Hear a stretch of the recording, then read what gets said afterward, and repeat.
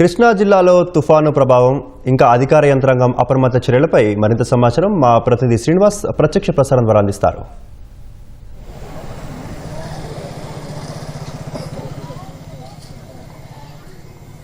Thank you Chandu. ఈ తుఫాన్ ప్రభావం కృష్ణా జిల్లా వ్యాప్తంగా ఉంది. ప్రధానంగా ఈ సముద్ర తీర ప్రాంత గ్రామాలు ఏవైతే ఉన్నాయో వాటి మీద మరింత ప్రభావం చూపే అవకాశం ఉందని అధికారులు భావించి దానికి తగ్గ చర్యలు చేపట్టడం జరిగింది. ప్రస్తుతం మనం మచిలీపట్నం నియోజకవర్గంలోని సిరివెళ్లపాలెం గ్రామంలో ఉన్నాం.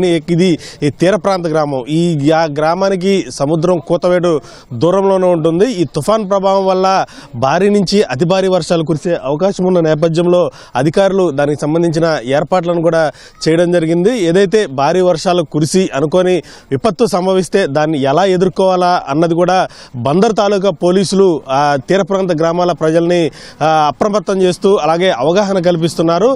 ఏదైనా లోతట్టు ప్రాంతాల ప్రజలు చిక్కుకుంటే వారిని తరలించేందుకు ఇప్పటికే ట్రాక్టర్లను సిద్ధం చేయడం జరిగింది. మరొకవైపు చెట్లు పడినా అలాగే విద్యుత్ పోల్స్ పడినా వాటి నుంచి రక్షణ పొందేందుకు కూడా ప్రత్యేక ఏర్పాట్లు చేయడం జరిగింది. అలాగే లోతట్టు ప్రాంతాల్లో నీట మునిగిన ప్రాంతాలను కూడా ముంపు నుంచి బయటపడేందుకు జేసీబీలను కూడా పోలీసులు ముందస్తు చర్యల భాగంగా ఏర్పాట్లు చేయడం జరిగింది. ఇలా గ్రామస్తులకు అవగాహన కల్పించి ఈ తుఫాన్ను ఎదుర్కొనేందుకు కూడా పోలీస్ యంత్రాంగం ప్రత్యేక దృష్టి సారించింది. ప్రస్తుతం మనతో బందర్ తాలూకా పోలీస్ స్టేషన్ ఎస్ఐ సత్యనారాయణ ఉన్నారు. ఆయనతో మాట్లాడదాం. సార్ చెప్పండి, ఎట్లాంటి ఏర్పాట్లు చేశారు, జనాలకు ఎలా అవగాహన కల్పిస్తున్నారు? సార్ నమస్తే సార్, నా పేరు సత్యనారాయణ, బందర్ తాలూకా ఎస్ఐనండి.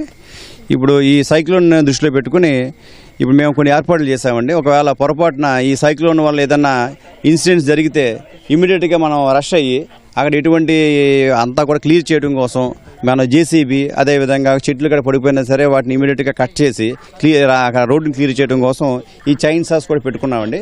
చైన్ సాస్ అదేవిధంగా రోప్స్, తర్వాత ఒకవేళ లోతట్టు ప్రాంతాల్లో ప్రజలు ఎవరైనా చిక్కుకుని ఉంటే ఇమీడియట్గా వాళ్ళని సేఫ్ జోన్లోకి పంపించడం కోసం వాళ్ళని అక్కడి నుంచి పంపించడం కోసం ట్రాక్టర్స్ కూడా మనం రెడీ చేసుకున్నామండి. వీటిని అందరం రెడీ చేసాం. అయితే ప్రజలందరికీ నా యొక్క విన్నపం ఏంటంటే ఈ సైక్లోన్కి సంబంధించి ఇక్కడ మనకు ఇంచుమించు ఒక 3 days వరుసగా వర్షాలు పడవచ్చండి. కాబట్టి ఈ 3 రోజులు కూడా ఎవరో కూడా దయచేసి బయటికి రావద్దు. మీకు అత్యవసరం అయితే తప్ప మిగతా ఏ టైంలో కూడా మీరంతా కూడా ఇంట్లోనే ఉండాలి. ఏ విధంగా కూడా మీరు ఏదైనా ఇన్సిడెంట్ జరిగినా ఏదైనా ప్రాబ్లం వచ్చినా వెంటనే 112 కాల్ చేయండి. లేదు మా కన్సర్న్ పోలీస్ స్టేషన్ కాల్ చేసినా సరే ఇమీడియట్గా రెస్పాండ్ అవుతామండి. ఈ తుఫాన్ ఎఫెక్ట్ అనేది ఈ తీర ప్రాంత గ్రామాల మీద కొంచెం ఎక్కువగా ప్రభావం చూపే అవకాశం ఉంటుంది. ఈ గ్రామాలన్నింటిలో కూడా ఈ విధంగానే చేస్తున్నారు సార్? సార్ ఇప్పుడు మా బందర్ తాలూకా లిమిట్స్లో మొత్తం 13 రీహాబిలిటేషన్ సెంటర్స్ ఉన్నాయండి. అన్ని చోట్ల కూడా ఈ విధంగానే లోతట్టు ప్రాంతంలో ప్రజల్ని అదేవిధంగా ఈ పూరి గుడిసెలు పాకల్లో ఉన్న వాళ్ళని రేకు షెడ్లో ఉన్న వాళ్ళందరూ చాలా మందిని కూడా సేఫ్ జోన్కి తరలించేవండి. రీహాబిలిటేషన్ సెంటర్స్ తరలించాం. వాళ్ళందరికీ కూడా అక్కడ ఫుడ్ అరేంజ్మెంట్స్ అదేవిధంగా మెడిసిన్ వాటర్ అన్నీ కూడా అక్కడ రెడీ చేస్తున్నామండి. అందరికీ కూడా ఈ 3 రోజుల తగ్గ ఏర్పాటు చేయించేవండి రెవెన్యూ వారి సహకారంతో. ఇప్పుడు వరకు ఇంజూర్ అవుతాయి అనుకొని అనుమానం వ్యక్తం చేసిన ఇళ్ళు కానీ లేకపోతే ప్రాంతాలు కానీ వేటిని గుర్తించారు సార్? ఇప్పుడు ఈ శ్రీశూర్ ఏరియాలో ఉన్న ఏరియాస్ అంతా కూడా మ్యాక్సిమం అందరికీ కూడా అవేర్నెస్ ఇచ్చామండి. చాలామందిని కూడా మనం ఈ పునరావాస కేంద్రాలకు తరలించామండి. ఎంతమంది బందోబస్తు ఉన్నారు సార్? సార్ బందోబస్తు అయితే అంటే నా స్టేషన్ సంబంధించి అయితే మేము 32 మంది ఉన్నాం సార్.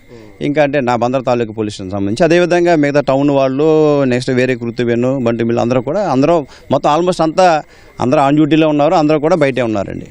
ఈ బీచ్ పరిసర ప్రాంతాల్లోకి పర్యాటకులకు అనుమతి లేదా సార్?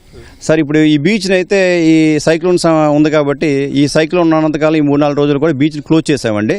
దయచేసి ఎవరు కూడా ఈ బీచ్కి ఎవరు రావద్దండి. ఈ బీచ్ సందర్శన మా యొక్క విన్నపం అండి. ఈ తుఫాన్కి సంబంధించి మేము బీచ్ క్లోజ్ చేయడం జరిగింది తాత్కాలికంగా. ఇదంటే ఇప్పుడు తుఫాను కారణంగా వర్షాలు ఎక్కువ పడతాయి కాబట్టి ఈ సముద్రం కూడా అల్లకల్లోనే ఉంది కాబట్టి ఎవరు కూడా మేము ఎవరిని కూడా అలౌ చేయట్లేదని బీచ్ని సందర్శించడానికి ఈ కొద్దిగా మాకు సహకరించాలని కోరుచున్నామండి. మొత్తంగా ఏదైతే ఈ తుఫాన్ ఉందో తుఫాన్ ఎదుర్కొనేందుకు పోలీస్ యంత్రాంగం పటిష్ట చర్యలు చేపట్టిందని చెప్పుకోవచ్చు.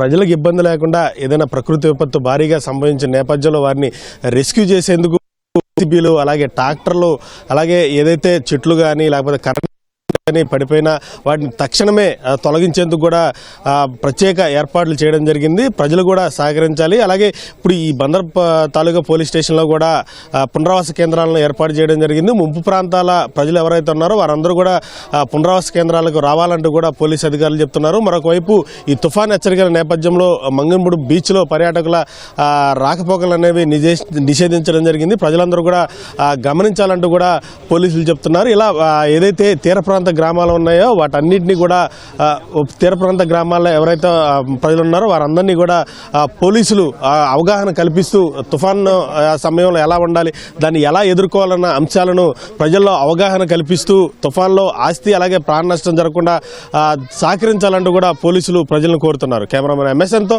శ్రీనివాస్, ఈటీవీ న్యూస్, మచిలీపట్నం, కృష్ణా జిల్లా. ధన్యవాదాలు శ్రీనివాస్.